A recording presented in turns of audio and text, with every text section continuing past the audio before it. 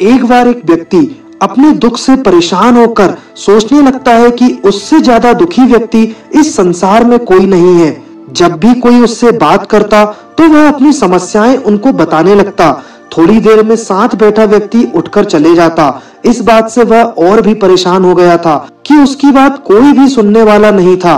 तभी उसे पता चलता है कि शहर में कोई महात्मा आने वाले हैं जिनके पास सभी समस्याओं का समाधान है। यह जानकर वह महात्मा के पास पहुंच जाता है। उस महात्मा के साथ हमेशा एक काफिला चला करता था जिसमें कई ऊंट थे। महात्मा के पास पहुंचकर उस व्यक्ति ने कहा, गुरुजी, मैंने आपका बड़ा नाम सुना है। आप सभी समस्याओं का समाधान कर देते हैं। मैं बहुत दुखी व्यक्ति हूँ। मेरे इर्द गिर्द हमेशा बहुत सारी समस्याएं रहती हैं। एक को सुलझाता हूँ तो दूसरी पैदा हो जाती है। मैं अपनी आप बीती किसी को सुनाता हूँ तो कोई नहीं सुनता। दुनिया बड़ी मतलबी हो गई है। अब आप ही बताइए मैं क्या करूँ। महात्मा ने उसकी बातें बहुत ध्यान से सुनी और कहा, भाई, मैं अभी बहुत थक गया हूँ, परंतु कल सुबह मैं तुम्हारी समस्या का समाधान अवश्य करूंगा। इस बीच तुम मेरा एक काम कर दो। मेरे ऊँटों की देखभाल करने वाला आदमी बीमार हो गया है।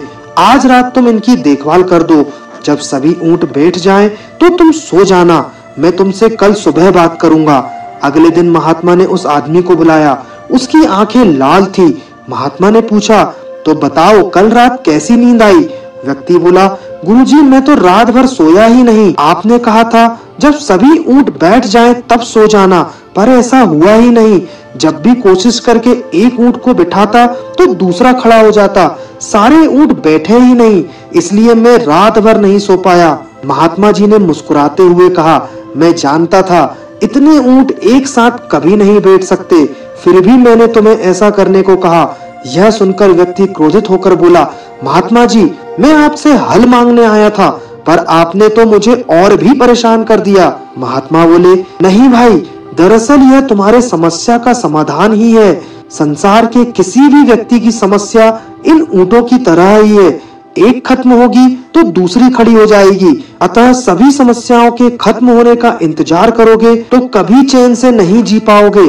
समस्याएं तो जीवन का अंग है। इसे महसूस करते हुए जीवन का आनंद लो। जीवन में सहज रहने का यही एक उपाय है। दुनिया के किसी भी व्यक्ति को तुम्हारी समस्याएं सुनने में कोई दिलचस्पी नहीं है, क्योंकि उनकी भी अपनी समस्याएं हैं। महात्मा जी की बात सुनकर व्यक्ति के चेहरे पर संतोष और सहजता के भाव उमड़ पड़े, मानो उसे अपनी सभी समस्याओं से निपटने का एक अचूक मंत्र प्राप्त हो गया हो। This is bright climax motivation. मिलते हैं आगे और भी मोटिवेशनल कहानियों के साथ। तब तक आप इस चैनल को सब्सक्राइब करें और इस वीडियो को शेयर करना ना भूलें।